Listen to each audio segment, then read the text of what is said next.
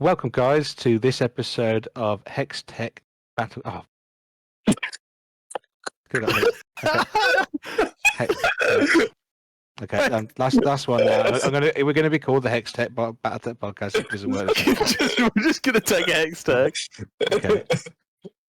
Okay. So 3, 2, 1, and go.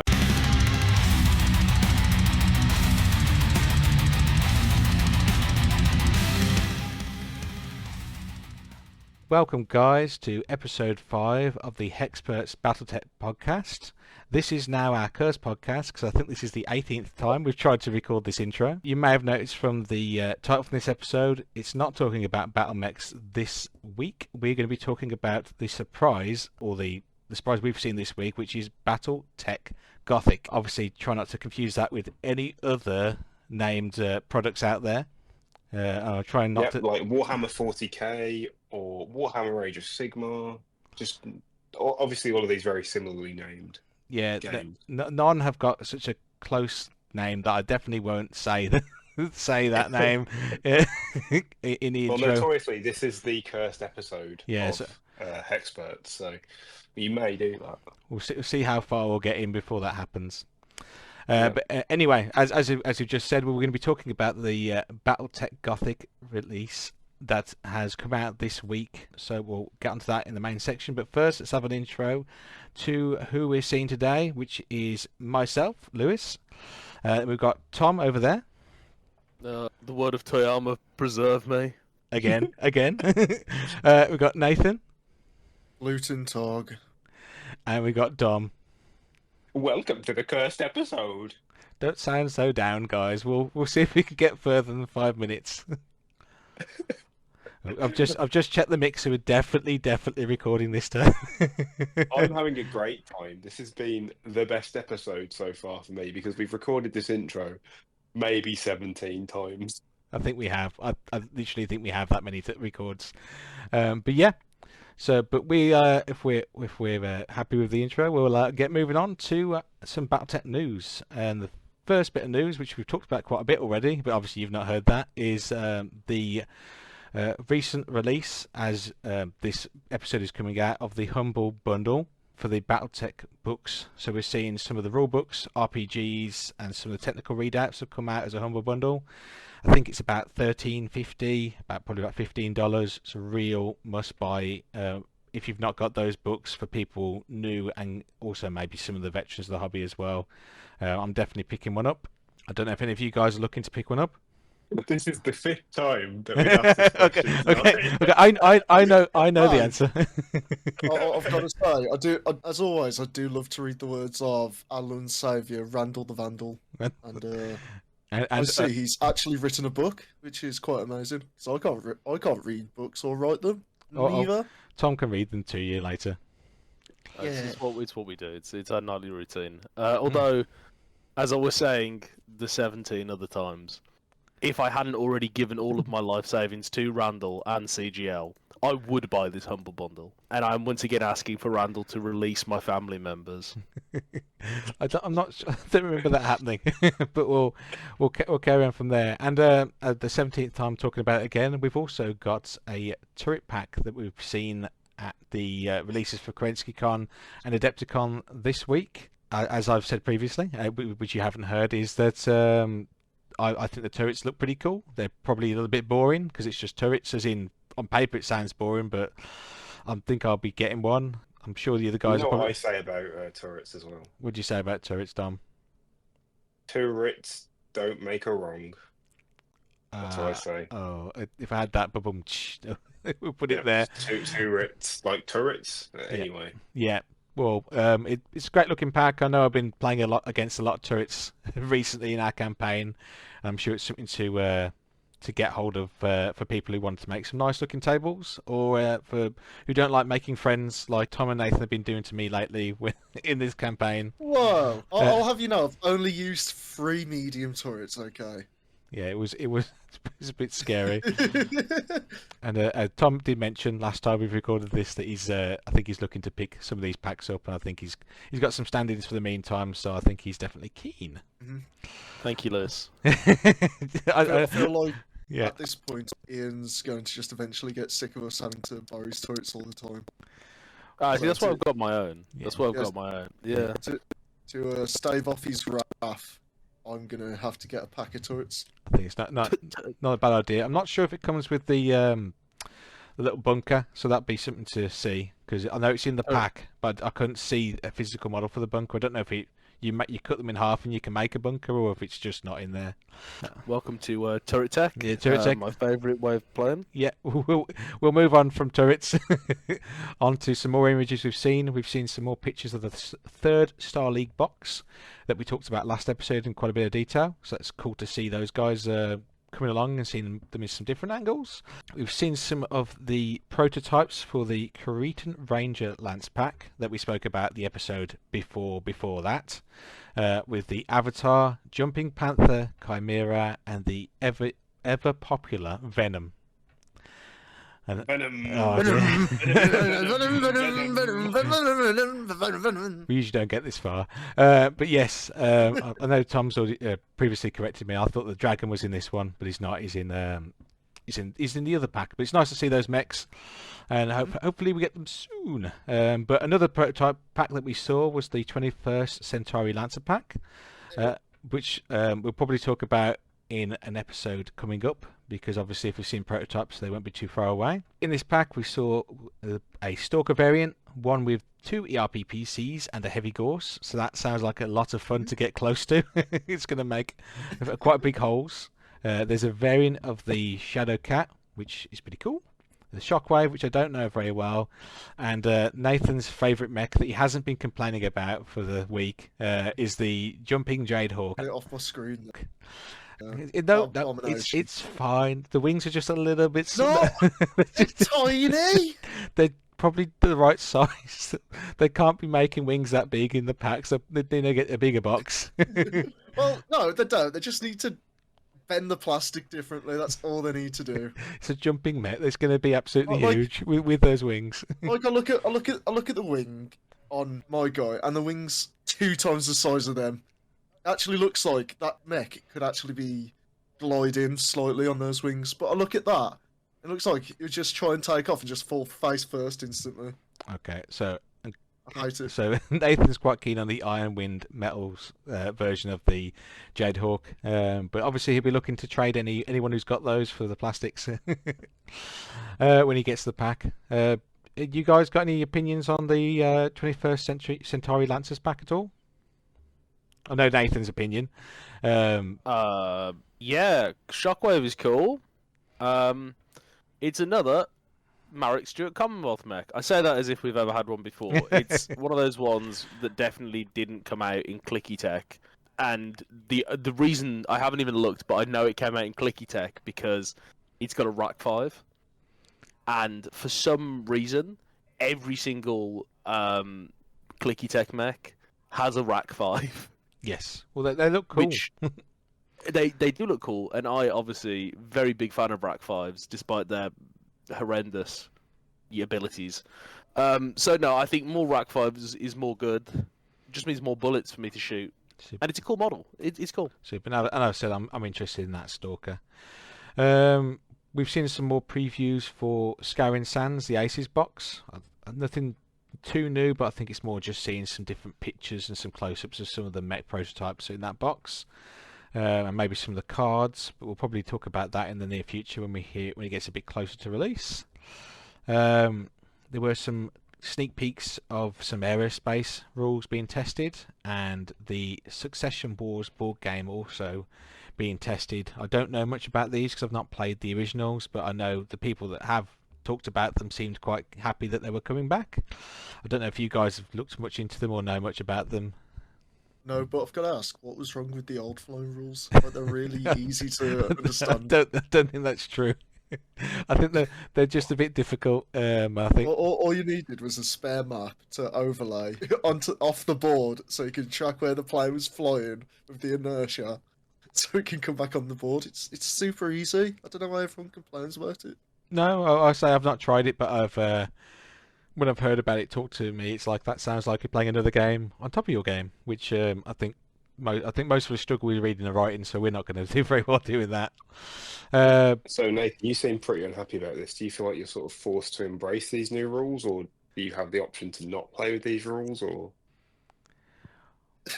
Oh dear, oh dear. But obviously, with the aerospace rules, we won't have to. We're not forced to embrace them, Dom. We have the option if we want to add them. But hopefully, with the new rules coming out and some tweaks, it might be something that we're keener to embrace.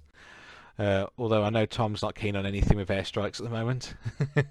Oh, God, no. Grumble, grumble, grumble. Yeah, and obviously, how's yeah, your cougar, Tom? it's not doing well. Droid. Actually properly destroyed. It will be talked about later, but it is very officially dead. Womp. Cool. And obviously, Big womp. as we mentioned as well, biggest surprise, really surprised me. I didn't see it coming at all. Is Battletech Gothic. Didn't say Battlefleet, which we'll be talking on in our main section in a minute. Next, let's have a little talk about what we've been up to hobby-wise. I've got a lot because we've effectively been off for 2 weeks, so I'm going to try and go through this quickly. So, since our last recording, I've painted a Clint, I painted a Viper that a friend of the podcast Ian supplied to me because I blew up his one.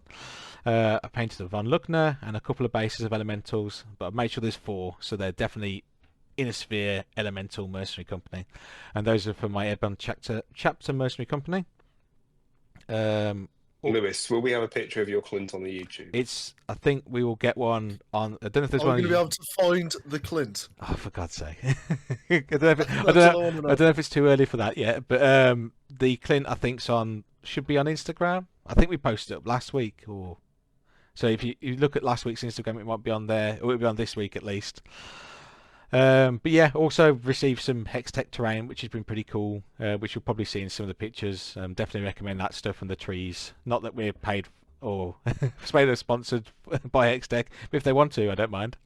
We are open to being sponsored by anyone. Yeah, we like money and models and terrain. I've got to eat. We can't. I've tried eating the Hextech terrain. We want tax-free miniatures. Yeah. I need Randall to give my family back. Randall's not giving your family back after what you said about the books. Oh well. But anyway, I think I've had 8 games, so I'm going to quickly go through some of these, so it doesn't take us too long. 2 games last Thursday. One against Nathan's newly formed Gallus Boys, which he might talk about in a bit more detail. I think first or second turn got my leg crippled and then the head blown off my mech, which was not so good. So I quickly retreated and lost that game. Second game, played friend of the podcast Owen, bullied his chameleon and stole some of his stuff, stole his objective and ran off the board. The Clint did pretty good there. Then Sunday, played 3 games. First game against friend of the podcast Mike and his new force, Mike's reloads, because he's had to reload his force again. He's got quite a nasty force now with Norsum and a Wraith. They beat up my Inferno and Ares and stole the objective off the board in the game we played. Game 2 was against Ian and his light horse affiliated mechs. My Viper got beaten up by his Exterminator, while my mech, my Clint, beat up his Hatchet Man, and we kind of basically said, let's once Ian had got the objective, we let each other leave the board, so it was a loss technically, but it could have gone a lot worse for me. And game 3 saw a friend of the podcast, Jason, with his Ghost Bear affiliated, or not affiliated, but themed, or from that force anyway, the Mercenary Force, with Kingfisher and a Howler, real nasty force, very scary looking. I got a lucky airstrike and blew the leg off the Howler, which was my objective. Well, not to blow his leg off, but to kill him. And had to take him out and get off the board, but that Kingfisher didn't make it easier. My Viper looked like it was full of holes. And you know what, Lewis? I would say that we have a lot of friends of the podcast, right? We have a lot of friends of the podcast. I don't think we have any enemies of the podcast yet. However, but if you want to be a friend of this podcast, oh yes, please email in at hexpertshelpline@gmail.com. Or if you want to be, feel free to like and subscribe, follow on the relevant channels and platforms that you use most often, and most importantly, talk to your friends about the Hexperts. Yeah, or That's the best thing that you can do for us. or if you want to be an enemy of the podcast, we're quite happy to have those. If you want to email in, we can put you down as an official enemy of the podcast. Yeah, that's fine. We will take postal order battles from enemies of the podcast, but you have to send in your post. You know how people used to play chess via post? Yeah. We will play Battletech via post. This is a promise to the people that are listening. I will myself take time out of my day to Battletech via post if you would like.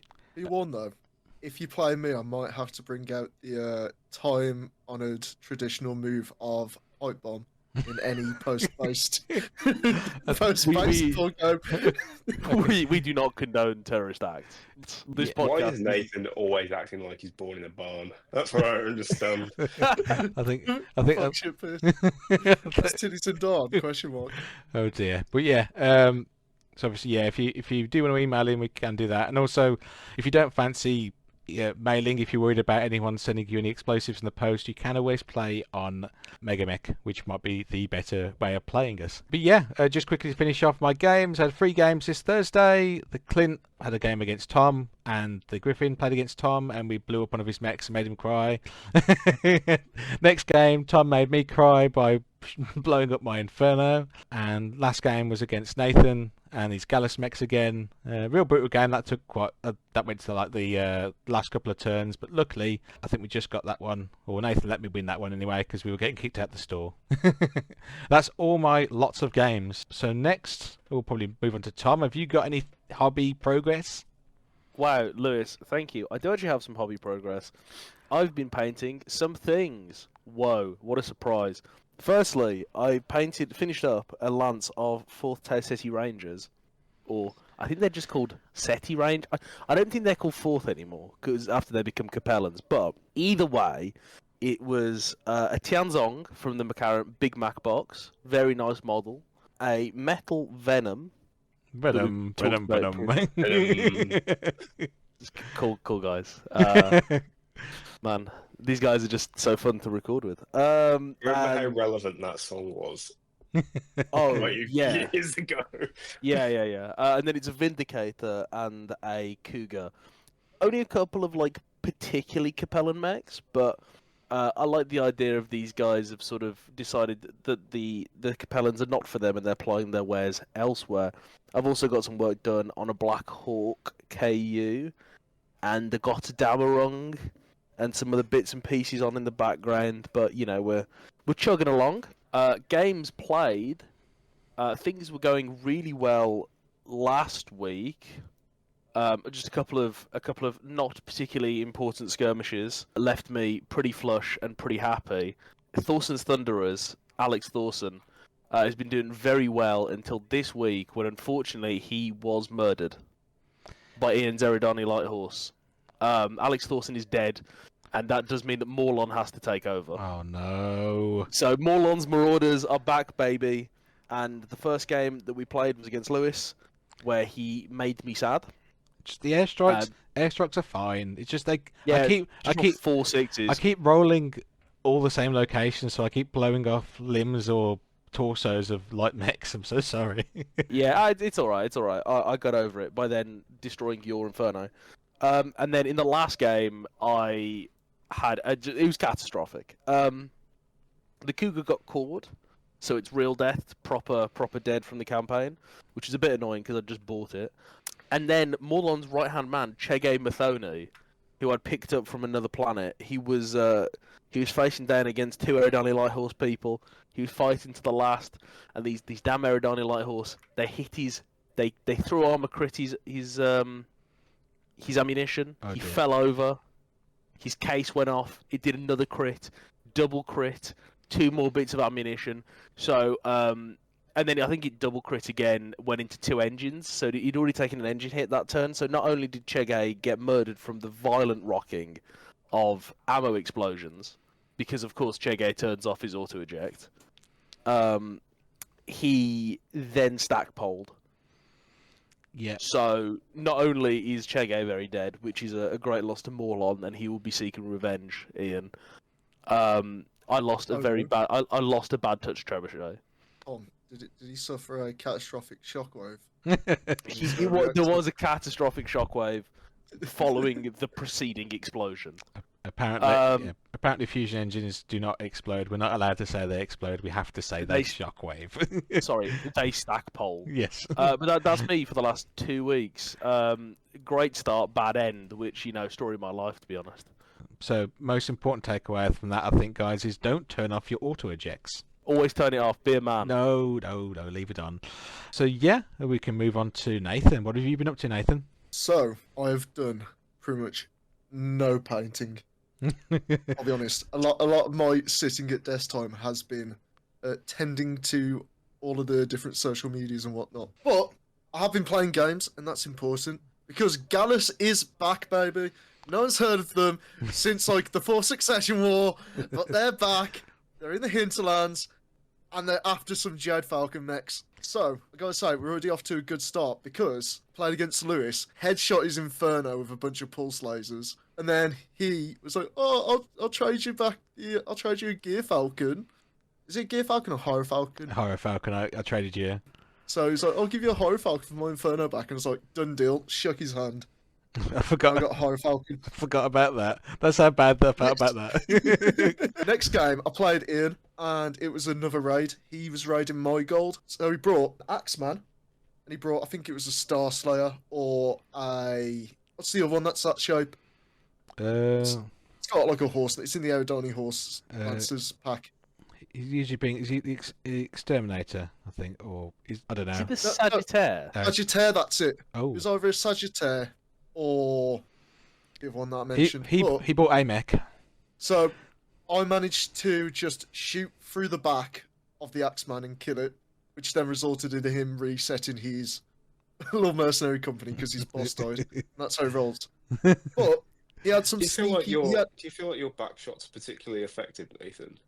Oh, very effective. So effective that they can't walk right in the morning, mainly because they lost their reactor. But I think we're at the point where we don't get demonetized, but I'm not sure. So he had a demolisher, which, if you don't know, that BSP can do 2 lots of 20 damage. So I thought it'd be a sound idea. By the way, I have a grasshopper and an archer at this point. My archer ran up to it, tried kicking it, tried shooting it with all its weapons. It did nothing to it, didn't even scratch it. And all he did was shoot my first leg out from under me.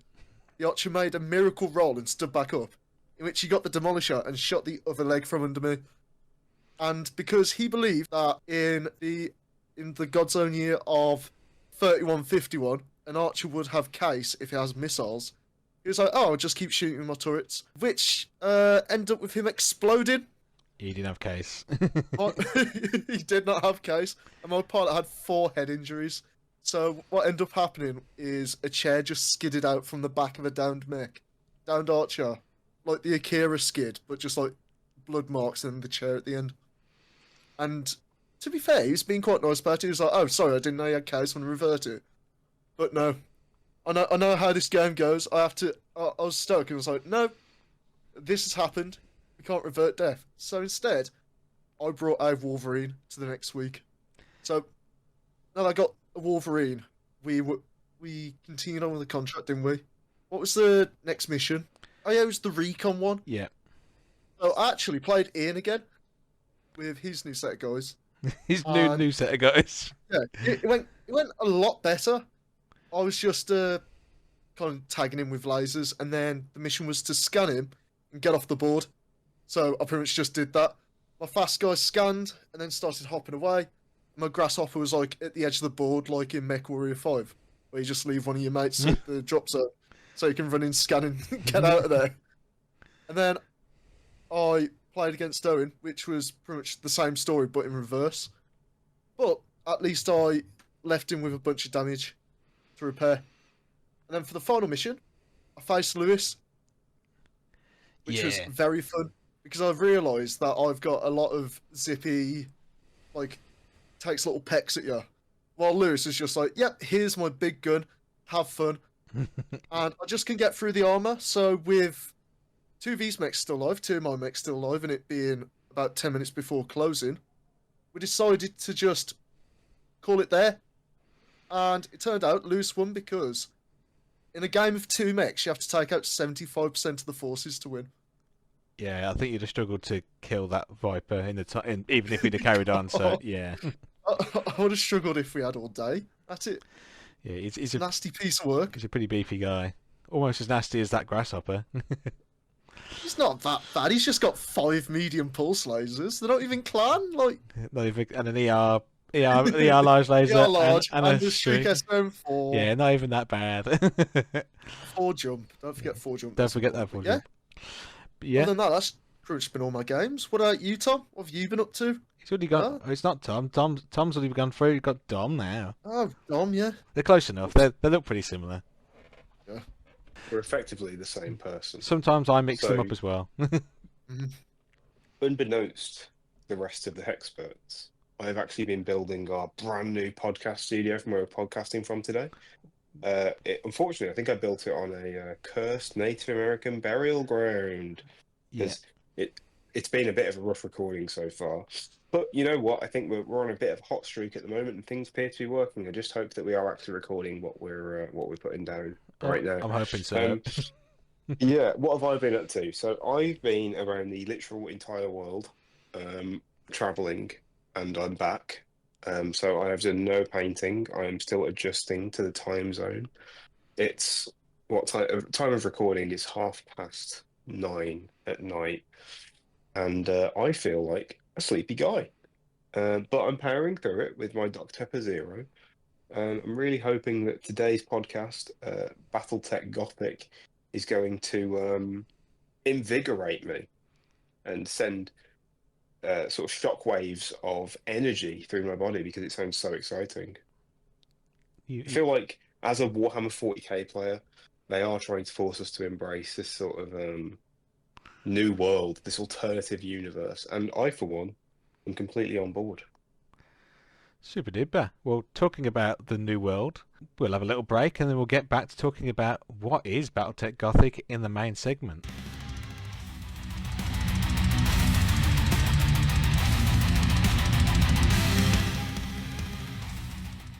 Welcome back, guys. We're back from the break and we seem to have lost one of the podcast hosts. I think he might have gone.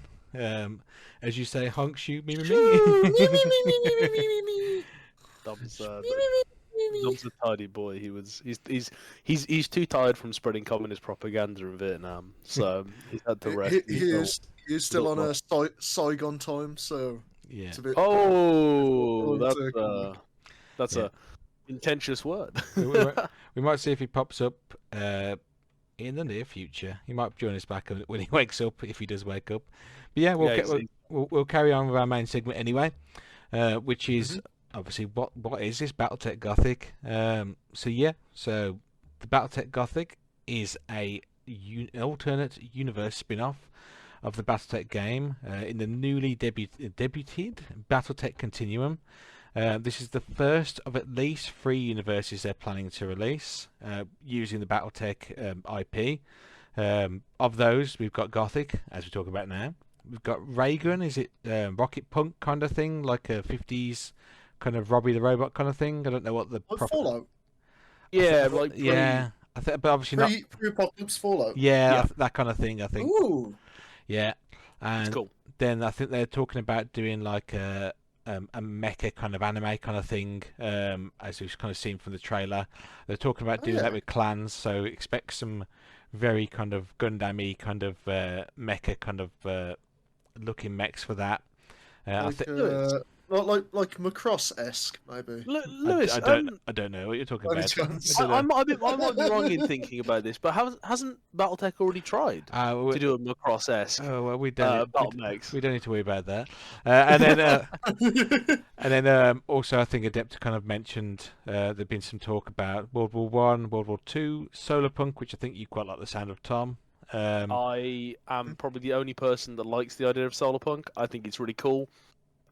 Bring me mechs that can only fight in the daylight and everyone just kind of like sits.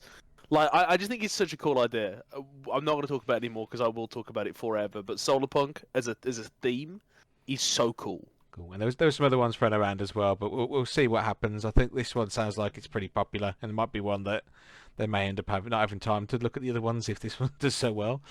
Yeah, I think so. Yeah, so the plans are, from what they've said, is that each of these universes will probably get a box set, similar to some of the boxes that are already out, and they may get 1 or 2 more products. The products that they're talking about for Gothic is obviously the box, and they're talking about having some salvage boxes of the mechs, which we'll talk about as we kind of carry on, and maybe some more things, which people talking about some abominations, which we will talk about shortly. Abominatio! We do love some abominations. So yeah, we love the Euless. They've said it's similar to a game of Armored Combat, but I've gathered speaking to some other people and some of the stuff on the stream that it's not just a reskin. It's got some new stuff, obviously Abomination, some new missions. The mechs themselves, we've gathered, they're a little bit taller, maybe a little bit wider. I think it's just to accommodate the extra detail and gubbins. I think the idea is they are the same scale. Yep, they're a little bit bigger, as YouTube viewers can see on screen. Is a model that's going to be the size of an elemental. So if you can just scale that up mentally, you can tell how big the scale creep is. Oh dear. But yeah, I think this box is going to include the rules for the abominations, but I think at the moment they're just going to be little cardboard standees or tokens, which we're a little bit sad about, but hopefully they can be coming out in plastic. Yeah, I think it's a key. It's a key misstep from them. I think Gothic overall is a really good move, but I think not having abominations ready to go, which is like the main difference, because we'll talk about them a bit later, but the mechs are just reskinned. They're not like completely new things. They're just like a rifleman with a church on the top, which is cool. But what I'm really here for is the fucking shark man thing that's got a gun on its back. Yeah. Well, we've seen some pictures of them anyway for Adepticon. I don't know if Nathan's been flashing those up. So they apparently there's some sort of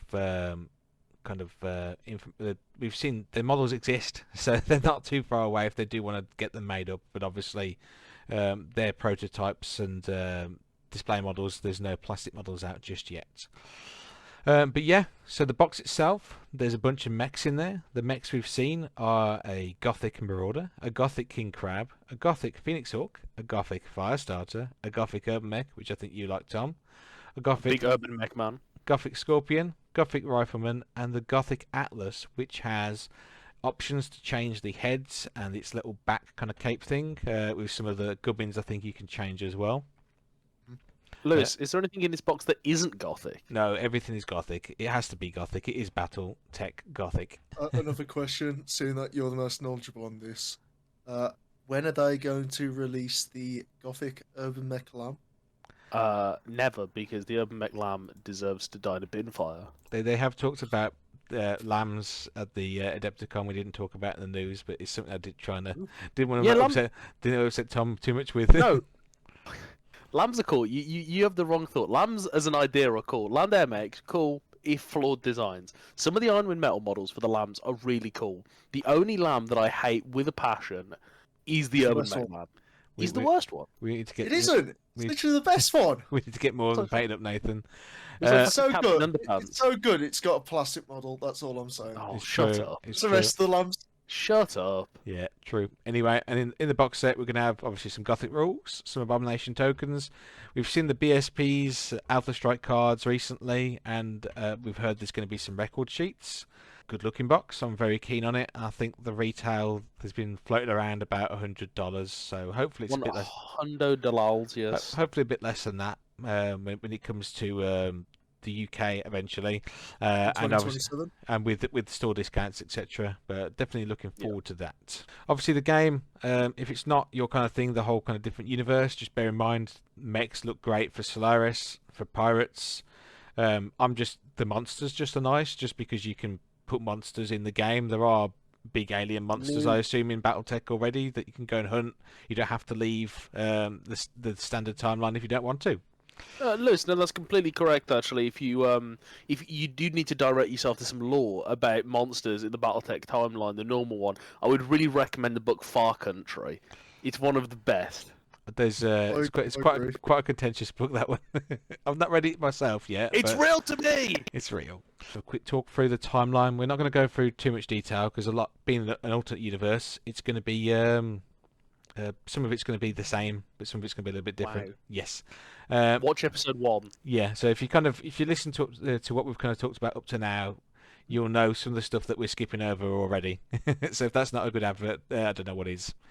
Yep. And if you've already watched episode 1, go back and refresh yourself on it. How about that? Just have it on play 3 or 4 times a day as well. Just listen to my sultry voice. At 0.25 speed, so you can really absorb that knowledge as well. It's how I live. But yeah, anyway. So time-wise, pretty much kind of the Age of War, pretty much the same, kind of up to that kind of point. The main kind of big difference we see initially is that the advent of abominations happens before battle mechs. We see this with a Free Worlds League scientist. Basically, he starts working to what they call graft, where they're using basically alien kind of xeno DNA, and it's been used to kind of make it so you can start sticking things to other things that weren't meant to stick together without them rejecting each other. So that leads to some advances in technology, obviously for animals and humans. They're able to add and change things, maybe let people breathe in places they couldn't breathe before, be more athletic. For food, they were talking about being faster for breeding some of the animals. And it's also led to some medical breakthroughs, so people have been able to have organs replaced or improved, life expectancies increased, which is all good things. Obviously, with good things, there's bad things, and one of the bad things, technically bad, we like the bad things because we like the battles, is that this kind of breakthrough also drew the attention of the military, and they wanted to start seeing if they could start augmenting their soldiers or using these augmented beasts that they were starting to make for military purposes. And obviously this did happen, and this started this basically kind of kicked off the kind of creatures known as abominations being used on the battlefield. Shortly after this, the Terran hegemony, prompted by the fact there is giant monsters, created mechs, so obviously to fight them off, which kind of makes sense. That kind of kaiju battle. If you've got a 12-meter tall monster, you probably want to have a 12-meter tall robot to fight it off. It's kind of like in Pacific Rim. Pacific Rim, exactly. A lot smaller. Yes. Yeah, a lot smaller actually. Yes. We see abominations and mechs proliferate themselves throughout all of the inner sphere, or human sphere as it will start to be called.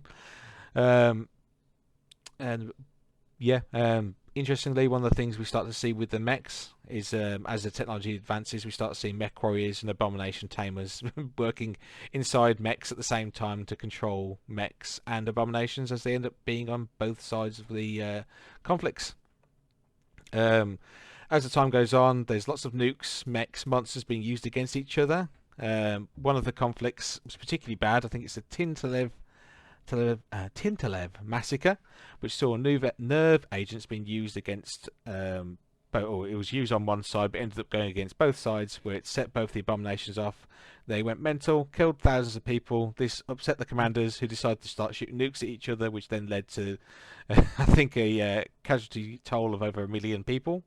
It doesn't say if that's civilian or just military, which then leads on to the implementation of the Ares Convention, and then also leads on to the founding of the Star League, because some of the nations come together and start saying we should stop shooting each other, and we should probably get rid of some of these. Ironically, it's actually the Terran hegemony and the Purple Birds that get together. Yep. So it's the guys. Let's just say, yeah, the release of that gas got on some people's nerves. Oh dear. Well, yeah, if it started as just people having a nice gentlemanly agreement that within 2 jumps of each other's main homes, we don't nuke each other. Yep. Became this universe's Ares Convention. Yep.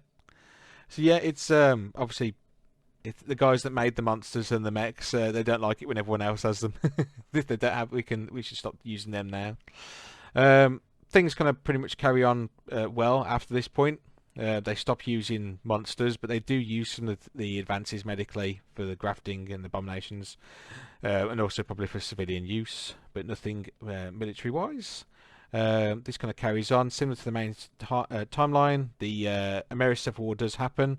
However, unlike the main timeline, a good chunk of Kerensky's forces don't leave. I think they say a third of the forces don't go, which I think...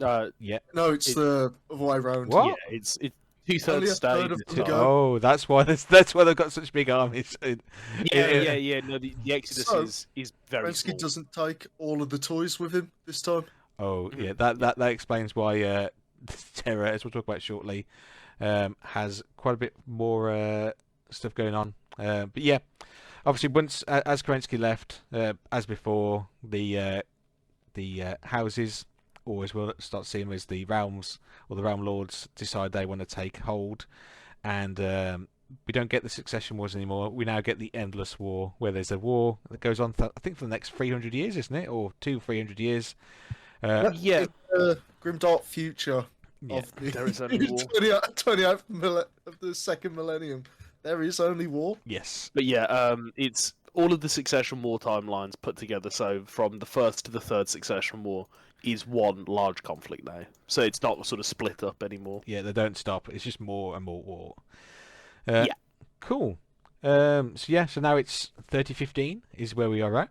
And let's have a little look at some of the different realms within the human sphere, as it's now called. Tom, do you want to have a little talk about the Draconis Imperium, or the Realm of the Blood Dragon? Very cool sounding place. Yes, thank you, Lewis. I'm going to talk about the Dracs. So yeah, the Draconis Imperium, or the Realm of the Blood Dragon, it is pretty much a Flanderized Draconis Combine. They are still run by Takashi Kurita, who is Emperor rather than Coordinator of Planets. They are still a feudal monarchy. Their capital is still the Imperial City on Luthien. And they still follow Shinto, Buddhism, Bushido, that kind of thing, this honor-based business. It is, however, now that they just have horrific monsters.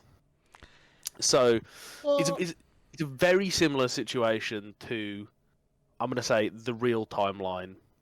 I said the real timeline. The Battletech timeline, at least. The Battletech timeline. As we all know, the real timeline was Furry Tech.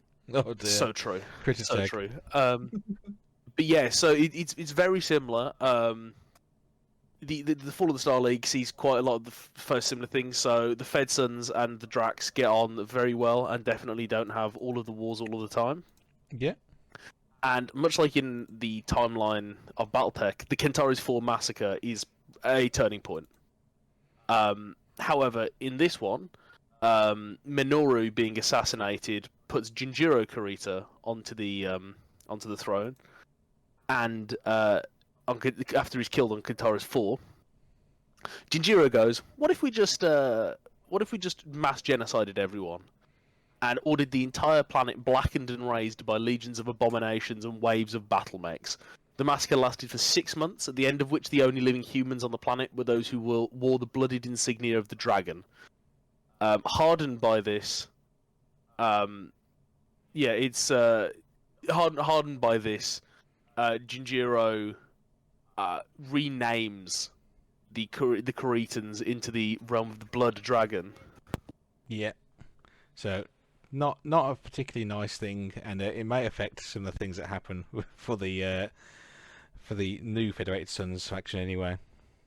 How edgy? It's pretty edgy. I think they're all pretty edgy, to be honest. So, did you say that they were forced to embrace this new title? I need to stop that. But yeah, how do they? So obviously, looking at them, Tom, they're keen on their abominations. I think obviously looking at some of the stuff they do, they talk about their abominations as spirits or demons, don't they? And they try. So they try and make them look like scary and nasty as possible, don't they? Yeah, so they're very much used as shock troops, similar to how you might use a battle mech. So they refer to them as yokai or spirits, and then they use frayed. I think frayed is the name for people that have been genetically modified. Yeah, the grafted humans. Grafted humans known as frayed. They're called ghosts. Super. So the yokai, are styled after creatures and demons from ancient Japanese folklore to add to their terrifying mystique. However, they're a little bit too harsh with them, and it makes them nigh uncontrollable once released.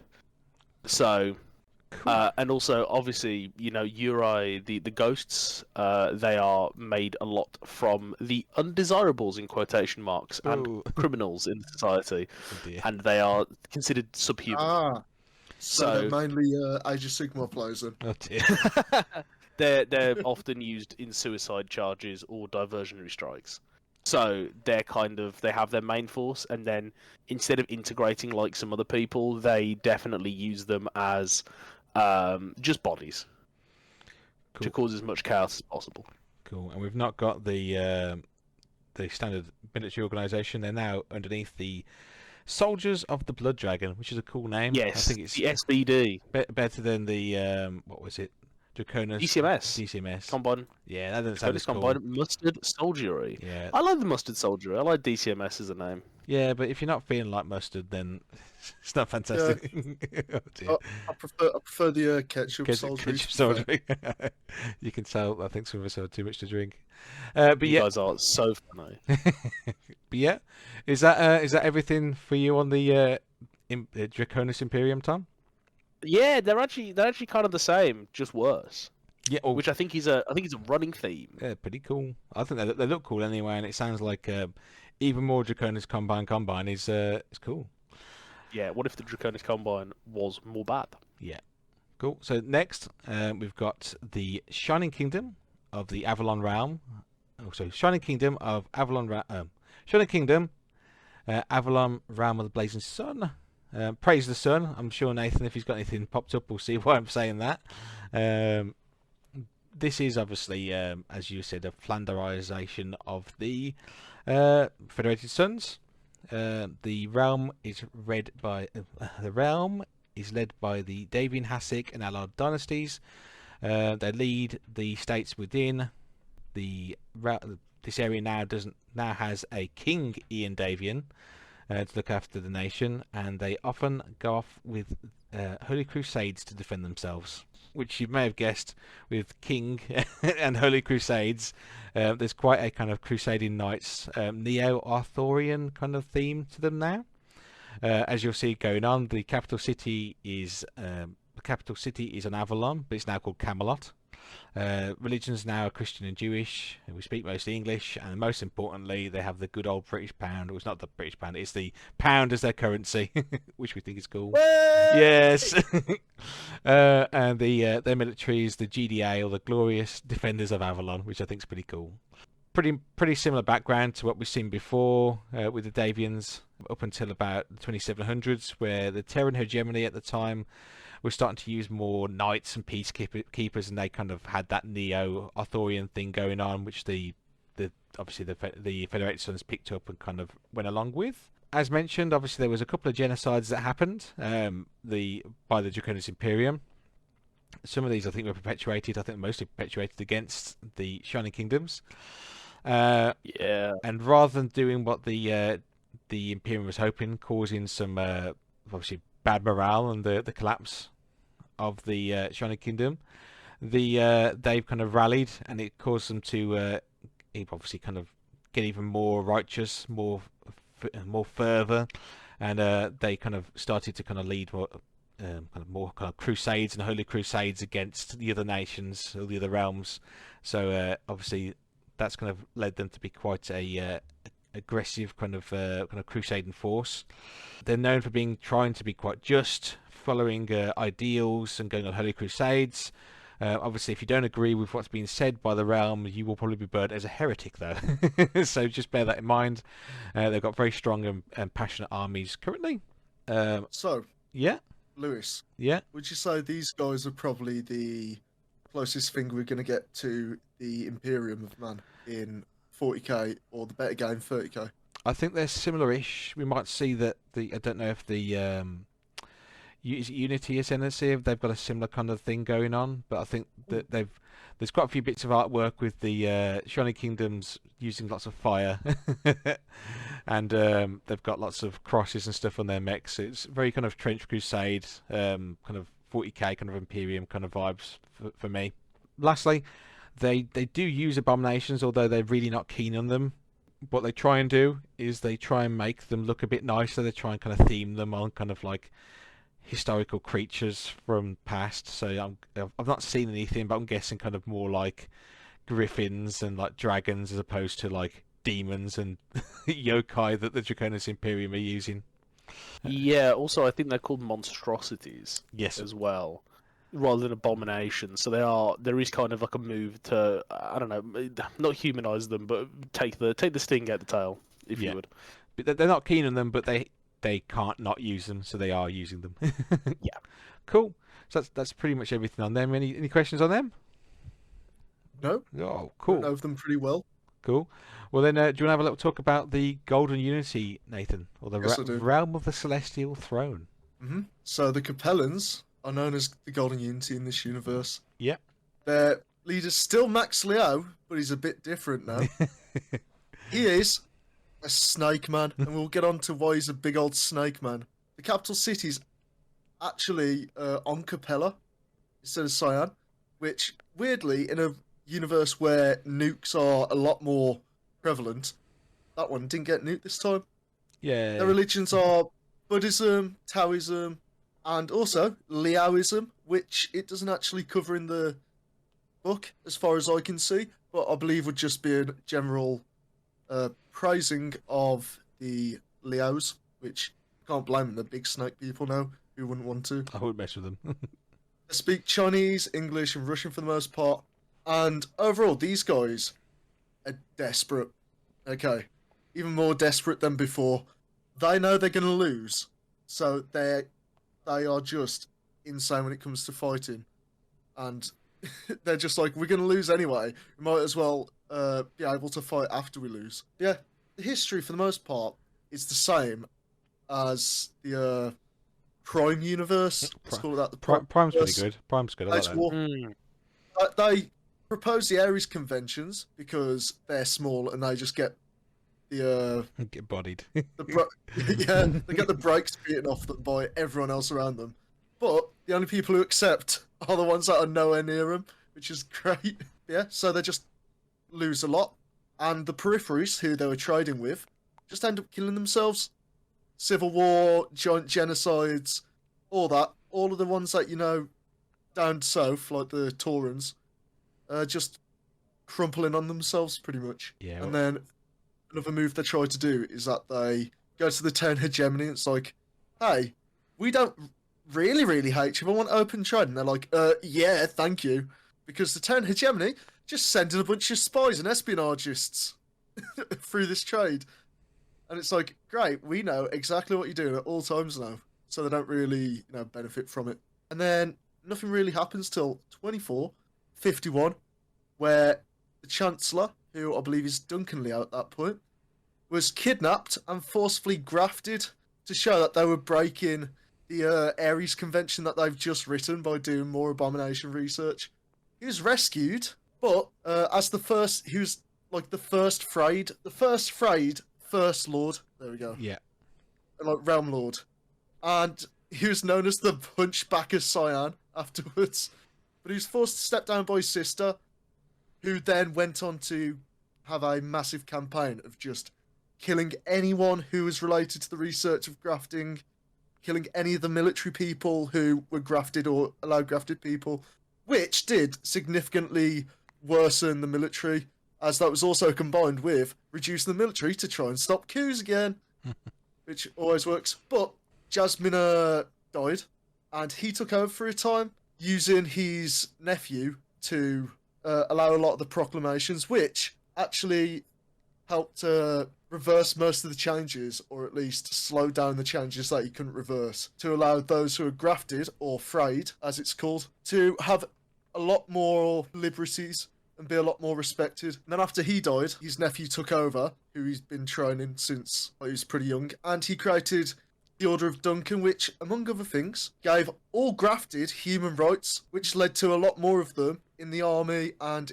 in normal life. So after the fall of Star League, they actually tried to take the initiative, and they're trying to take over a lot of territories, but they end up, for the most part, getting beaten back, especially after the Chancellor, after they start to lose, asks for like peace and treaties with the other people, like the Ten Hegemony, is it like Violet Order? No, the Merricks? Violet Crooks.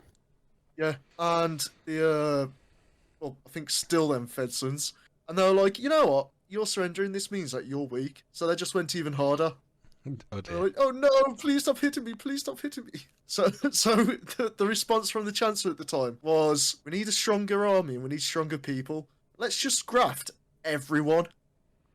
So there was a massive campaign for grafting absolutely everyone. A lot of people died because of mutations not being able to handle being grafted, but everything from the crops, the cows, even the water somehow, maybe it grew a tentacle, but everything was grafted, and the council, who were under the Chancellor, was like, this is a real overreach. I think you really have been corrupted by this grafting stuff. And in response, what she did? What did they do? Rounded them up and forced them all to be grafted. Everything and the kitchen sink is now grafted. Yep, shoes have tongues and they're made out of lizards more than they usually were. Yeah. But yeah, so the whole realm then started to believe that everyone else who wasn't grafted or wasn't part of the Capellans were bad guys, and they wanted to kill them and take away their rights. Yeah. So the Chancellor then remade the entire realm and gave a giant speech saying that whether you're human, whether you're grafted, even if you're an abomination, which still, you know, they're more like beasts of war. That they're not like dogs and cats more than humans. We're all together in this. We're all in this together, as High School Musical says. So then she said, all those who break this golden unity belt shall be cast into darkness. And at that point, Pelling Confederation then became the Golden Unity. Oh, there we go. See, all comes together. She said the words. She said the words. So yeah, for the most part, their society is obviously a monarchy, as you can tell. But they've got quite a weird society going on, because it's really heavy police state. It's like, say for instance, two people could be walking down a street and then move apart to take pictures of something, and the secret police will come up to them and be like, what are you doing taking pictures of this tourism attraction? But at the same time, ironically, the people of the realm actually are like, I trust the government a lot to do this. I actually think they're really cool guys, and I think they're going to do fine. But yeah, as well as this, because everyone's grafted now, for the most part, everyone looks a bit freaky. Everyone looks a bit dirty, but a lot of the time, there's also a lot of normal people who were grafted a couple generations ago, but it slowly got bred out of them, like the looks. Yeah, I will say though, when we say everyone's grafted, it's about 30% of people, which isn't the majority of people, but it is still double any of the other realms. Mm-hmm. And obviously having Snake Man Supreme as your leader sort of helps with the whole kind of, you know, rights business. Yeah, so they're very similar to what they were before. A lot of people are half man, half beast, and not even still through surgical means, like the Canopus. But yeah, everyone's having a jolly great time. Max Leo's still a snake. Max Leo's a snake, so is his daughters. And their main military doctrine is, we know that these guys are bigger and stronger, so the United Armed Defense, which is their military force, they're about 45% trained on fighting people, but they know they're probably going to get captured. So the rest of it is on espionage and guerrilla warfare. So they're also like Space Vietnam. Do you think do you think when they're doing guerrilla warfare, they've got guerrilla people doing it as well? Oh, absolutely. Yeah, there's some monkey madness going down in the Confederation. A random chimp event occurs in the Confederation. Yeah, they unleash 50 wild boars, and by wild boars, I mean just a bunch of pig people. Yeah, from the artwork, it seems as though the Death Commandos all are grafted. Mm-hmm. So it might suggest that grafting is now seen as some kind of social marker, maybe something like that. Well, I'm not. It's also because of the fact that you can literally augment their strength, you can augment their vision just by grafting them. So a lot of the times they would have been grafted as soon as I entered the military, just because it would allow them to get an edge over the other soldiers. But yeah, from what I've read of the primer, I can see that 30% rule. It just talked about her just mass grafting like 90% of the kingdom. Oh yeah. Yeah, you probably are right, to be fair, on that. I am. It's on page 20. Oh, okay. We did say we can't read. Yeah, Cool. that is the good old Golden Unity. Golden Unity. Any more questions? Pretty comprehensive cover there, to be honest, Nathan. I'm happy enough with that. Cool. But that's us for before the break. So we're gonna have a little break now, guys, and we'll catch up with you in a minute.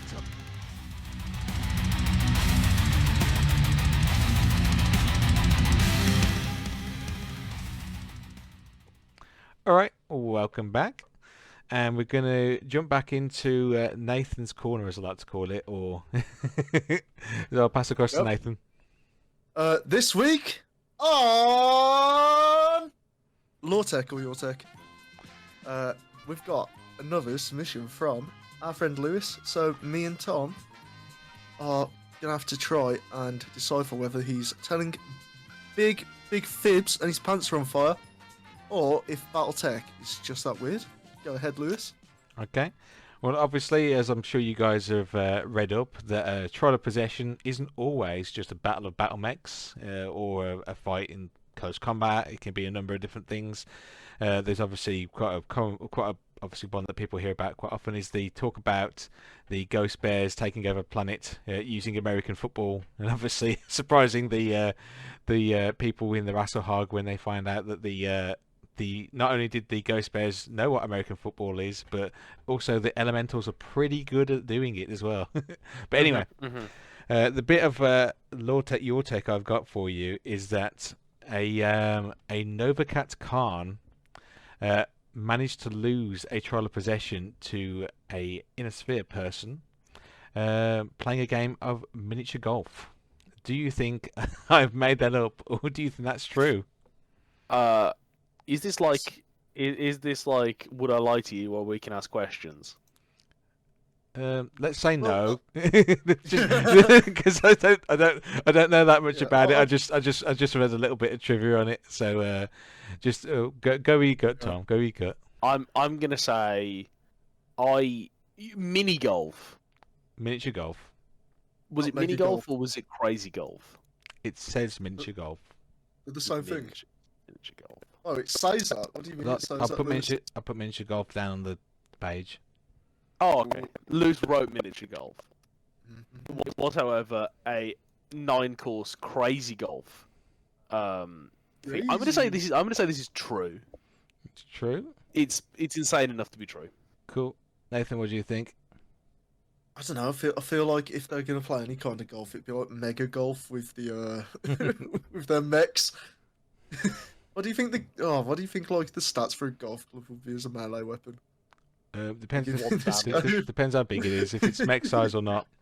Just 1 per 9. And it's just if they're on the floor, it's extra. It's plus multiple to hit. No, it's negative to hit. I mean. Yes. It's easier to hit. That's what I mean. But yeah. Ooh, I think you're a big fat fibber. Big fibber. Well, that was in fact. Loretech. It was true. It did happen. What? Yes. No! Yes. Apparently a Novacat Khan did lose a game of miniature golf to someone. I think it was for a planet. But yeah, that is apparently true. I don't know much more than that because I didn't read much further than that. But obviously, I just thought that was pretty interesting. I love mini golf. Imagine you're part of the cleansing, you work at Big Planet Acquisition, yeah. And then you have to go back to your boss and say, I just couldn't golf as hard, man. He out-golfed me. Out-golfed. Yeah. Sorry, boss. I lost golf game. Cool. Well, if we're all done here, should we jump onto another break and head back to the next section? Yeah, sure. Right. Catch you guys on the flip side. Bye-bye.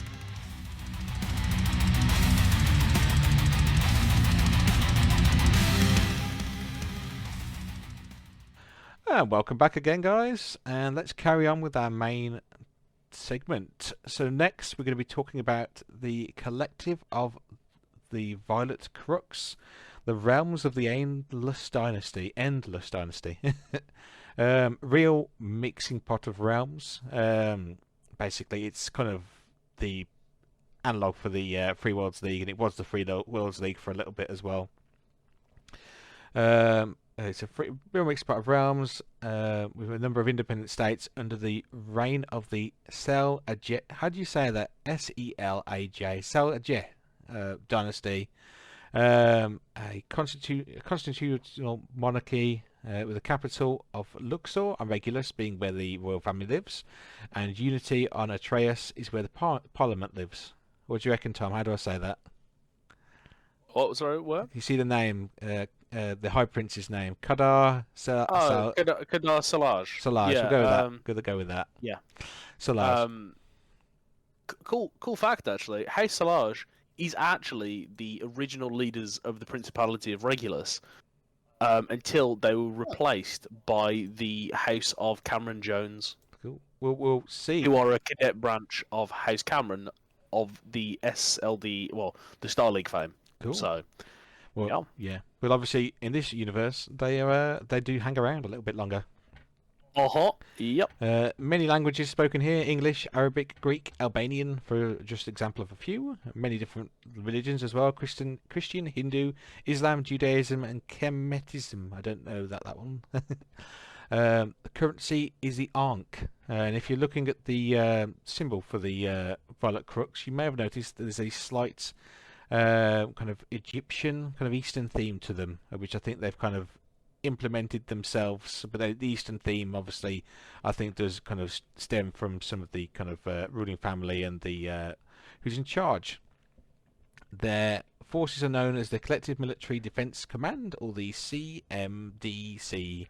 Are known for being professional and competent. However, they've not got the kind of the fervor or the aggression maybe of the Draconis Imperium. However, they are known for having extremely powerful abominations because this is where they originated. Their background is similar to the mainline Free Worlds League, obviously with the addition of them being the where the abominations came from. But this time, rather than there being a captain general in charge from the Merrics, House say it again for me, Tom. Salaj are in charge. Basically, it wasn't the captain general who ended up being in charge of them. It was the prime minister, I think, at the time, which is where they kind of branch off slightly. It's supposed to be a nice place to live. Obviously, with the technologies they've got with grafting, they can enrich the kind of health and the life of a lot of the people that live there. And the monarchs are known to live a very long time because they have some grafted kind of, they're helped out with that. The grafting kind of helps them live longer.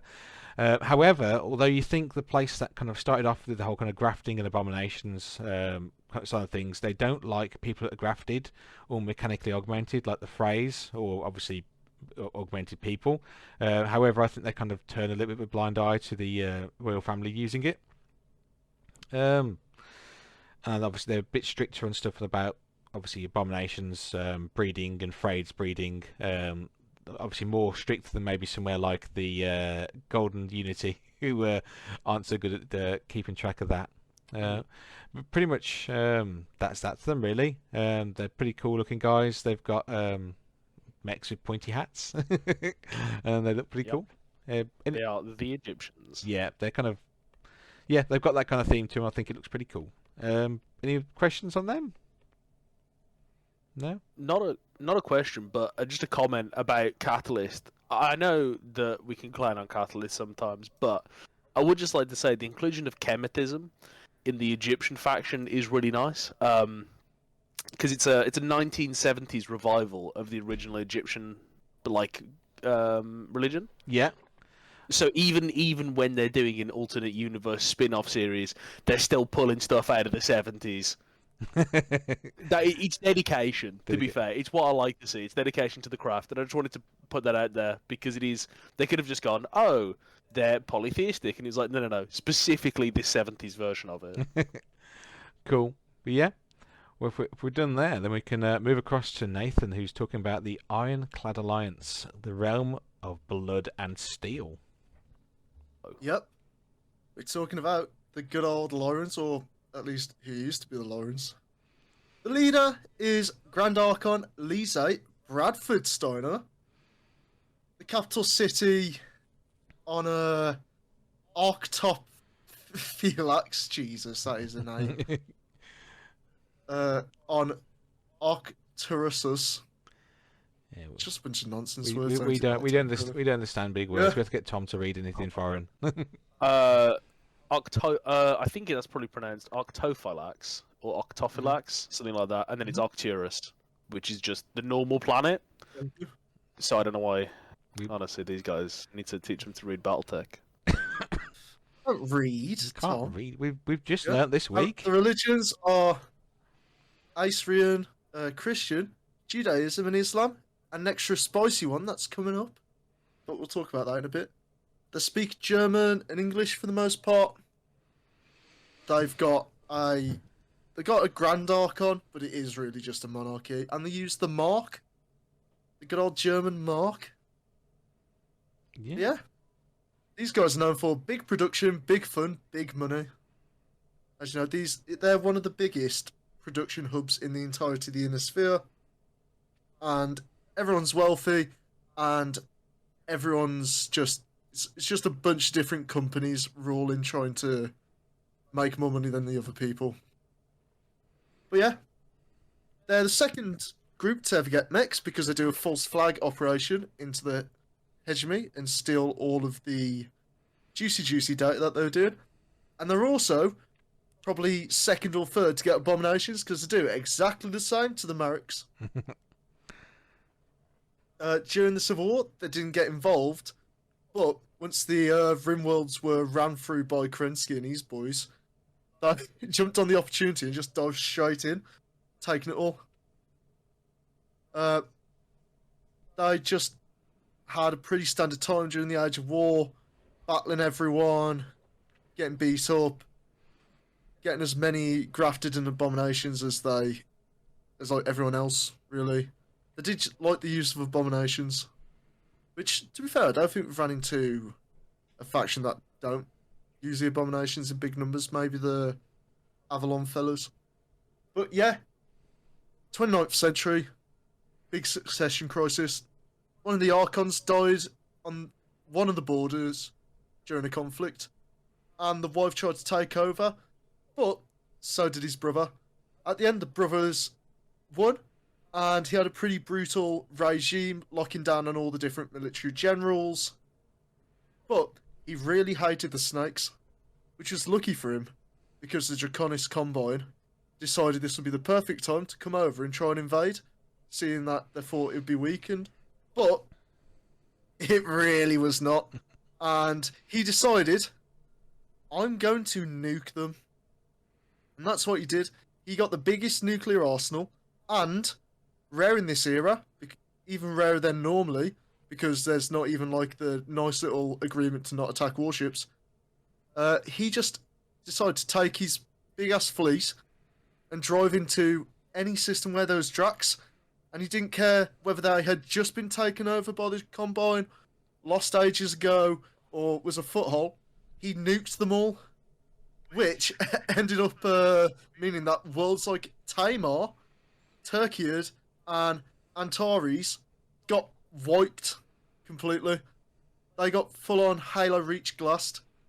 And he didn't even stop there. For good measure, he was like, I'm going to go into the heart of the Empire, and I'm going to go to their key worlds, and orbitally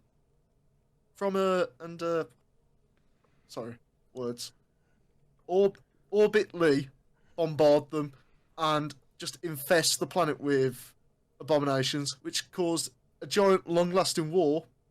Well, long-lasting for the constant outbreak of skirmishes in the Endless War, which ended with more than 30 regiments of battle mechs and abominations lost, millions of civilians killed, the communication network of the Drax shattered, But it also meant the purple birds came up and did a little sneak attack and took a bunch of the worlds while everyone was distracted. His reign ended in a bloodless coup when his daughter was like, "We need to stop this madness and focus on the southern border a bit, guys." And then she made a declaration committing that their alliances would forever be ironclad. So during her time, they went on to retake a bunch of different worlds that had been nuked and start redeveloping them, which is quite nice. But sadly, her legacy didn't really last that long as a positive, mainly because everyone else who came after her still was a bit wobbly, for lack of better words. They didn't really do so as good as her, which ended up with the Drax taking a bit more territory, and also I can't pronounce it, Sasia, the Mareks in this universe. But yeah, when it comes to social policies and how they are socially, it's a lot of just old Terran Germany and Scandinavia, and their religion overall goes from like Nordic polytheism to Abrahamic religions. And there's a new religion called Einskirchen, which the Archon has taken a bit of a fancy to and pushed it. And their main thing is just that they want to go into the place that's been taken over by marauders and purify their souls in a way. Oh dear. Sounds Sweet. weird. Yeah, if you start zooming in a bit different, like a bit closer, you start seeing that around the Hesperian borders there's a lot of Scottish, Irish, Italian, and Japanese people, and then around Tamar and Coventry there's a lot of English, Dutch, and Spanish people, and there's no like persecution towards anyone except for people who do not like the the alliance. Oh, that seems cool. That seems fair. But how these guys differ a bit is that they tried to do the Greek style. They couldn't figure out who to elect, and then one of them, who was a Steiner, decided, "I'm going to be Big Archon." And then after that, it didn't really change. The Steiners just kept being Big Archon, but you still have the Archons, who are mainly promoted through gathering wealth. This can either be from being a general, being a leader of a planet or a system, but you'll typically have, I believe, 10 Archons, and then you'll have a Grand Archon, which is the role that the leader takes. And then, yeah, another thing that they really debate about quite a lot is grafting. While they don't really like persecute people who are grafted, the main thing that they focus on is the difference between what they called Freykin and Monsterkin. And this is pretty much the difference between humans who have been grafted and the monsters which have been made, which they don't believe have souls. Most of the religions don't believe they have souls, neither do the new religion, but some of the Monsterkin have seemed to actually be a lot more aware and actually be capable of learning stuff, which has caused a major fuss in the in the whole Discord. But yeah, for the most part, that is the Ironclad Alliance, also known as the Realm of Blood and Steel. Cool. It's pretty much Lyrans again. They did it. Lyrans again? Lyrans again, but baby. With abominations. Abominations, yeah. Cool. Yeah. It's pretty cool. So next we have got the Unistar Ascendancy, which I think, Tom, you're going to have a little talk about them. I am. Comstar's back, baby, in a new way.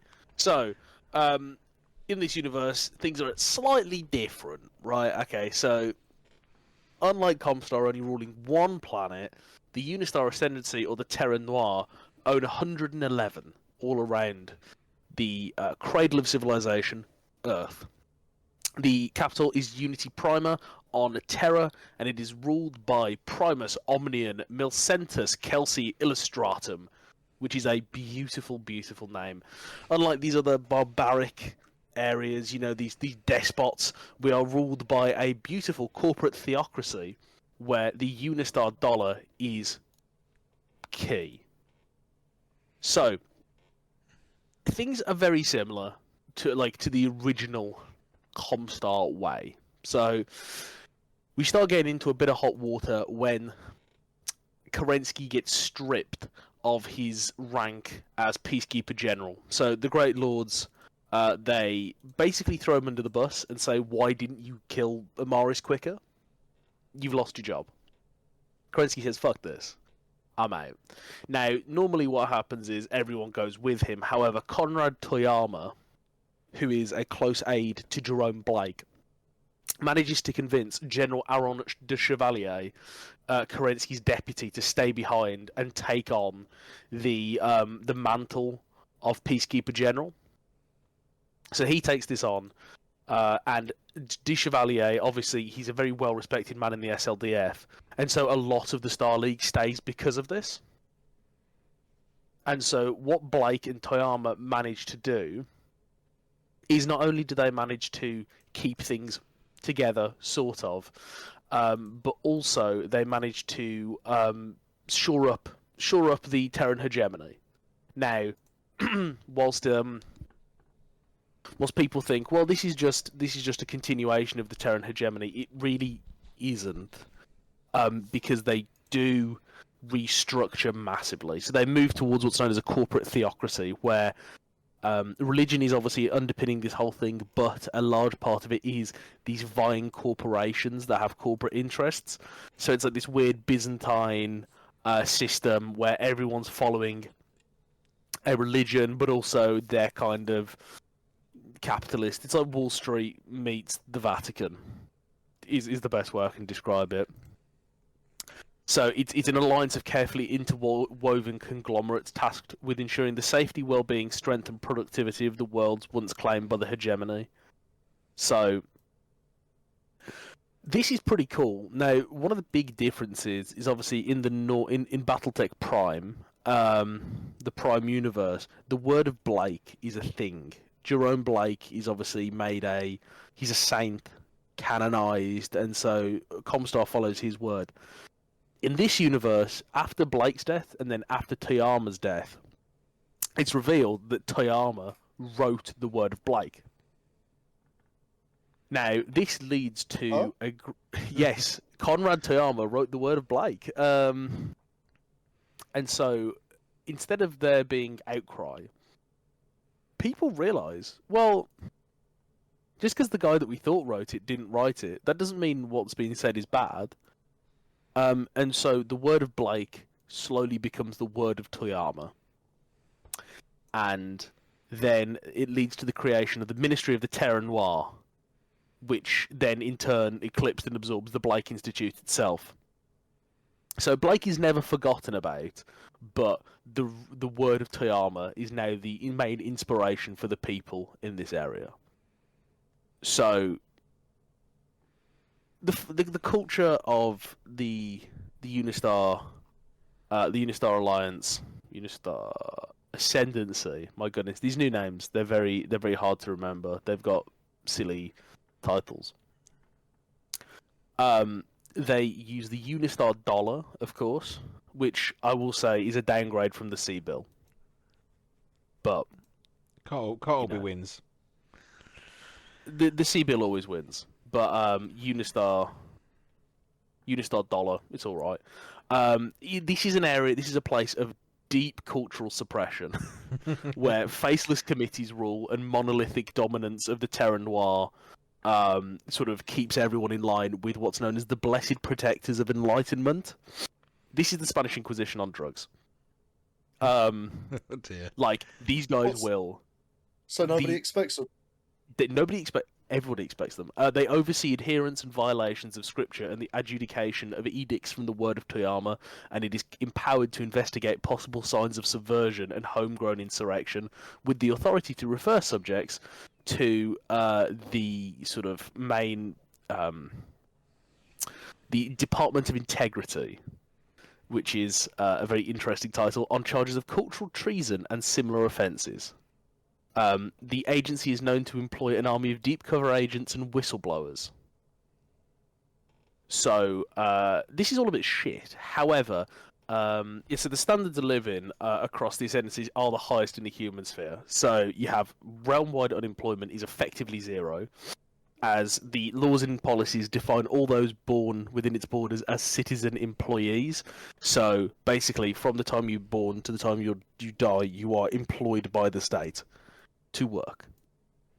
However, this does come with some benefits. There is an immensely well-funded education system which ensures all children receive top-tier learning that includes the arts, maths, scientific literacy, but also a bit of basic socio-political indoctrination. So, you know, everyone gets a house, everyone gets proper medical care. Medical grafting on humans is widespread and is broadly accepted within the ascendancy, but enhancement grafting is far more tightly controlled, as is the creation of animal-based hybrid biotech. So, where other realms see use of abominations in the civilian sector, both Unistar as a corporate entity and the Ministry of Terra Noire forbid all the use of monstrous creatures outside of security, law enforcement, rescue services, and the military. So, also furthermore to this, if you are grafted, you have to undergo regular testing to forestall corruption. So, if your genome diverges far enough from the accepted human standards to be considered a frayed person, you are reassigned to a different role in society. These reassignments often come with severe restrictions on lifestyle, such as isolation and sterilization, to prevent the spread of your errant genes. Yikes. However, if you have deviancy, which is seen as very cool, you are reclassified as what's known as an exalt, which are people whose modifications make them ideal super soldiers for special military and police operations. So exalts vanish entirely from regular society and are never known to retire from their reassignments. So there is a... we'll talk about them a little bit later, but there is a couple of other people knocking around. So the Unistar Ascendant Guard, or USAG, is the Ascendancy's realm-wide security force. Yeah. So all of its propaganda puts USAG as a corporate security force, but it is an army. It has a completely full arsenal. It's probably one of the strongest realm militaries because it has a lot of the SLDF left. Yeah. It also has some of the best war academies and war colleges in the galaxy. It's got Sandhurst, the North American War College, the Martian Mech Warrior Academy, the Jupiter Naval Academy, Northwind University of War, Deeron Military Institute, all of those things. Sanglamore as well, which is on the former Ironclad Alliance World of Sky. So, you know, these are the best war colleges and universities in the human sphere. So this army is, like, highly trained. So yeah, as I was saying earlier, USAG has exclusive authority in the use of abominations and other grafting-based military biotech. So whilst the beastly hybrids themselves, they're seen as little more than military equipment. They do, however, receive top-notch medical and cybernetic maintenance to ensure their effectiveness in battle. So there is also even specialized academies for training abominations and their handlers, with one of the finest and most brutal being the Creature Collegium on CAF, where the best monstrosities regularly do battle with grafting augmented versions of CAF's fiercest and most clever xenosaurs.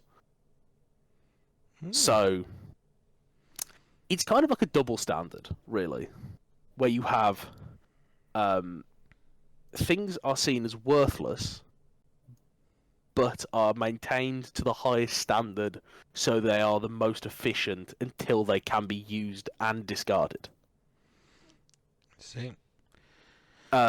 Finally, the BPOE does share abominations with... So the BPOE, run by the Ministry of Terra Noire, does actually share abominations and exalts from USAG. This branch of the Ministry is known as the Monstra Domini.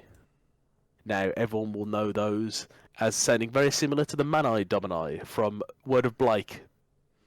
I don't know anything about those fellas. Nobody knows about those. But anyway, so the Monstra Domini seem to exist, and this seems to be cultural exalts who are used as kind of these like CIA black ops people inside the Ministry of Truth and the Department of Integrity, and it's all a little bit nanny state. However, pretty much nobody knows about this, not even high command of the armed forces. Pretty cool then. They're an interesting bunch.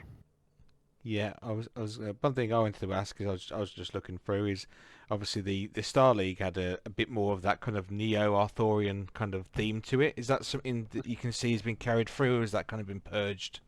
Absolutely not. This is a faceless, soulless corporate entity run on a religion. There is no Arthurian with this. You are like, this is like, it's religion through corporations. Oh, very interesting. Yeah, so quite a little bit culty. I won't go any further than that. I don't want to get the Terra Noir are very culty. Sort of now that they've kind of taken over, it's a lot more of a cult. I mean, even in the art, they're all wearing sort of these very kind of religious outfits, and they're all holding candles with the specific symbols on and stuff. So it's very culty. Cool. They sound pretty fun. Obviously, it's yeah, they're interesting. It's nice having very nice twist on the original. Yeah, it's nice having the equivalent to Comstar actually being able to be. I know they were a big player previously, but a big player as in they can go and play against anyone they want to play against. They're there, and people know they're there now. It's not a surprise. Yeah, so they're no longer kind of like a rump state. They are, a big player. Yes. Cool. Yeah, if there's no more questions for that, Nathan, you got nothing that we want to ask, have you? Nope. Cool. Well, then we'll go back to Tom again to talk about what's been going on. We've been talking a lot about the human sphere, the kind of inner sphere, if you will. What's going on outside? I know Nathan kind of mentioned something about some of the periphery states blowing themselves up. Do you know anything more about these, Tom? I do, Lewis, and the weather is not great. It's cloudy with the chance of nuclear bombs. The Marauder states are what's left of the periphery. These are exclusion zones, areas of autonomous minor realms, are places that just don't exist anymore. Yeah, so we don't. When the bombs start to fall, unfortunately, things go badly. The Taurian Republic, not the Taurian Concordat, actually, they don't become a Concordat, they become a Republic. The Canopian Magistracy, all of these other small realms, they either collapse inwards on themselves or they get blown up. So things are not looking great. However, what's left are, people still live out there. It's a bit of a shitty place to live, but they still do. So you get pirates, rebels, mutants, corruption incarnate in a deteriorating universe. This is probably the bottom of the barrel. It is, however, where my favourite piece of art comes from. You really you like that urban mech with the bunch of mutated people going, don't you?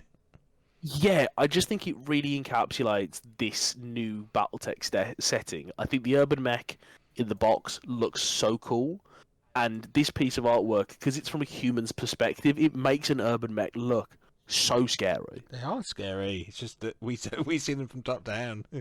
Yeah, exactly. But looking at them bottom up makes them really, really scary. Unfortunately, there's not really much I can talk about in this. In that there isn't, there's no kind of centralized ideologies. There's no centralized government.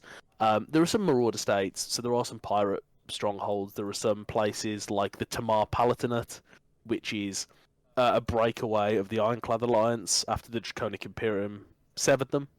Yeah. So they're still around, and they're trying to do their own thing. There's something called the New Olympian Conclave, which is an autonomous power near the Violet Crux. And they sort of emerged in the chaotic aftermath of a terror campaign, when the Violet Crux kind of just went, Yeah. And then didn't help them. It's and then there's this the one used in the primer here. It's the Isles of Westerhand, which is a 3-world marauder state, It's controlled exclusively through fear and violence perpetrated by at least 5 known bandit groups. The largest band, known as the Byzantium Aquilae, they command a fleet of 4 jump ships. Battle mechs and abominations liberated from the Violet Collective and the Golden Unity.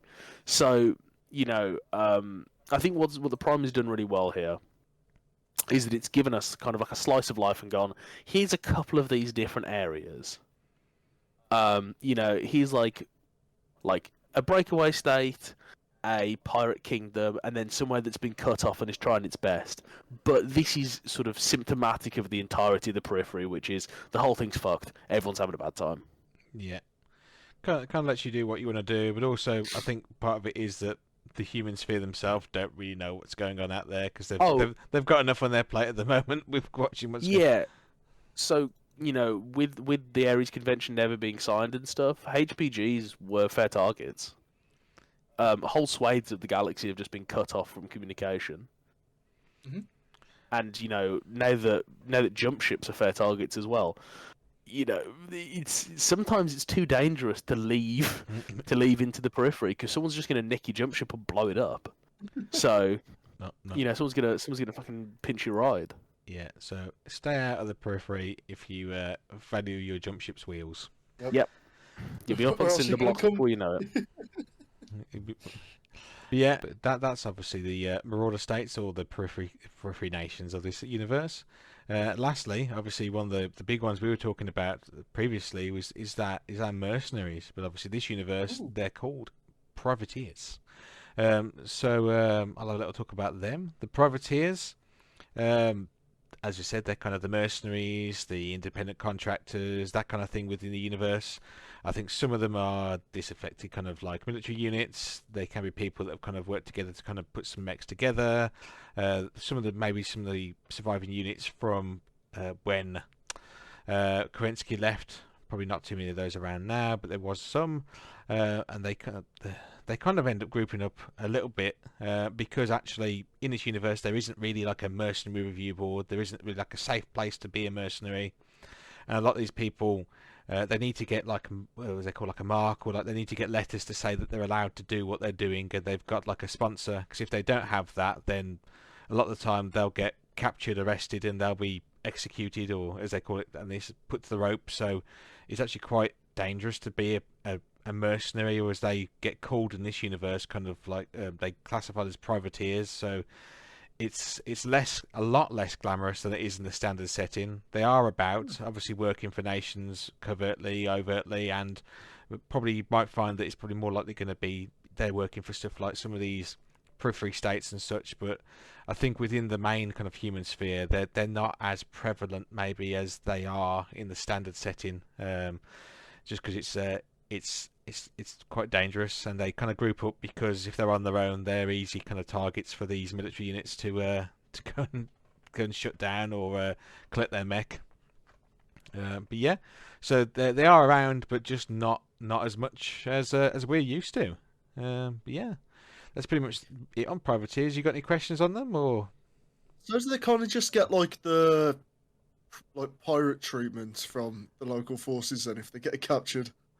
I think just kill on sight. I think pretty much from what I've read, they're not looked at. They're not seen with this kind of like kind of heroic kind of like lens that we see our mercenaries in the standard setting. They're kind of seen as like sellswords, kind of like people that they don't want around. And a lot of the time, if they get like abominations as well. I think they do have abominations working for them, but obviously it's smaller units might find it's more difficult to kind of look after that kind of stuff and have that technology to kind of do that. I assume it's probably stuff they've kind of pilfered and taken. I think they do mention as well that in the primer that a lot of the mercenary units, they might work for against specific nations, or some of them actually just kind of might work for people because there's another mercenary unit they don't like or private unit they don't like working for them. So it's a bit more cutthroat, a bit nastier, and definitely somewhere I'd prefer to be not to be a mercenary in this setting anyway. Do you think the Dragoons have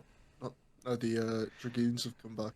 I think if they can, Dragoons come back and it's like exactly the same. And just went, I think if they did come back, they turned around and just said, "Let's leave it for a couple more years." 50 years. I feel like the Dragoons wouldn't come back because they probably never left. Well, potentially, but there might. Yeah, I think there is hints there might be stuff going out in the pretty obviously maybe where the clans are, but probably not.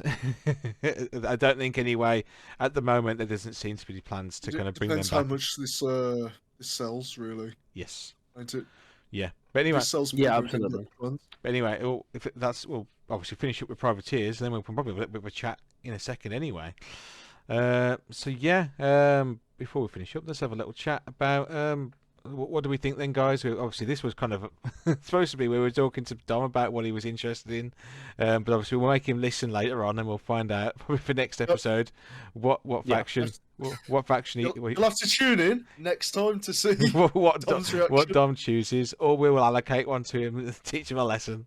But yeah, Nathan, is there a particular kind of faction or force that you're kind of keen to kind of get involved with, especially now we've got some parts coming on for like faction specific kind of mechs?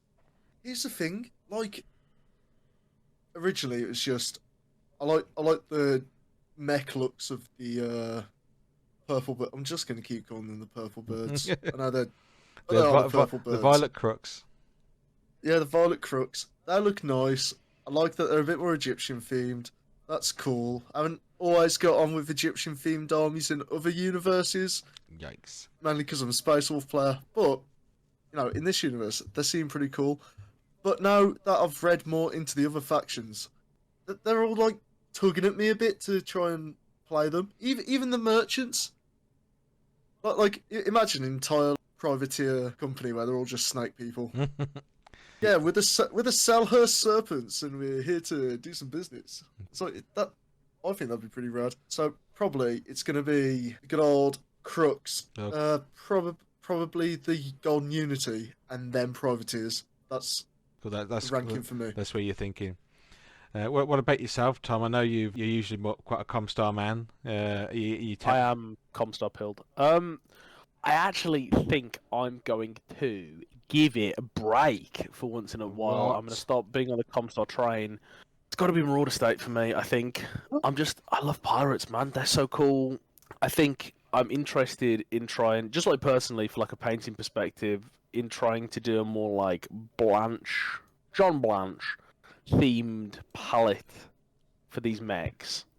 So just a Seraphim Sepia then. Yeah, just Brian White. Just Brian, man.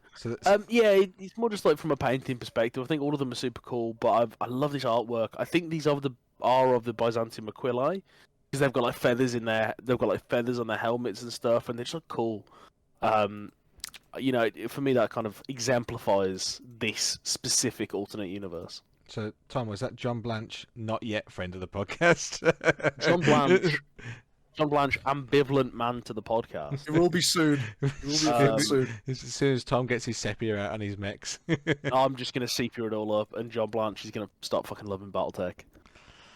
But yeah, so you're thinking Marauder States, maybe. So. Yeah. Cool. I'm torn between at the moment. I'm quite keen on the look of the model for the Shining Kingdoms of Avalon. I think they look pretty cool, especially seeing that Atlas. But also, I am quite the fan of the red of the Draconis Imperium. So, I think I'm leaning more towards I suppose our Fed Sons. But obviously, with their lore, then their abominations don't look like the typical abominations. So, obviously, if the abominations come out, I do want to use them. So, I think if they're coming anytime soon, I might lean more towards having them with because I think they'd suit quite nicely with the Draconis Imperium's kind of more militaristic and kind of demonish kind of monsters. Lewis, I want to put out a hot take here. Yeah.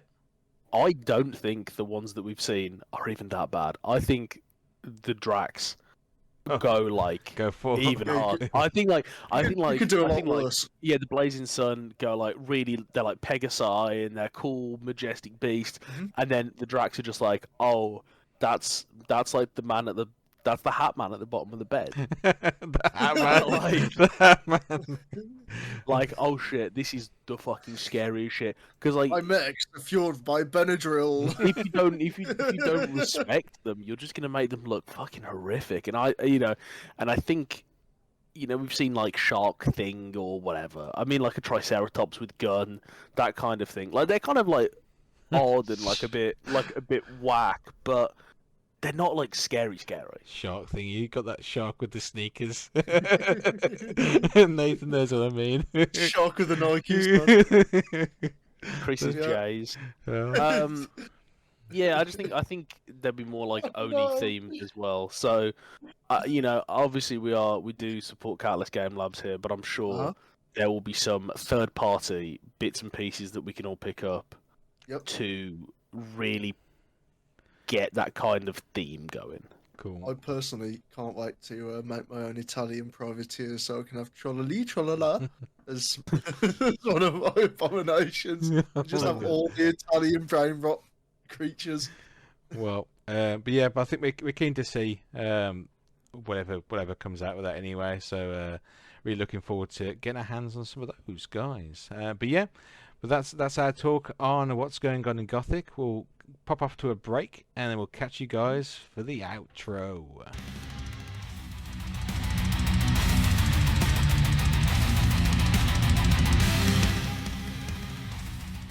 And welcome back to the outro, guys. Thanks for listening to this episode. It's been quite a lot of lore dumped on us there, but I think it's all quite interesting. I'm looking forward to seeing more of it as well.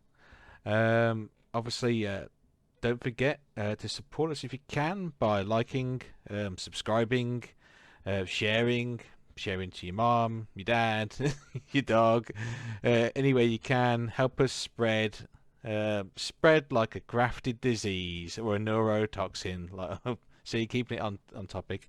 Yep.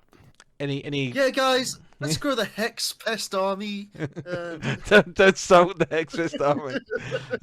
If you got anything you want to tell us we've done wrong, or if you want to send us any information or anything like that, Just stalk us. just stalk us. Just You stalk can us. stalk us, or you can send us messages to the Hexperts hotline at gmail.com.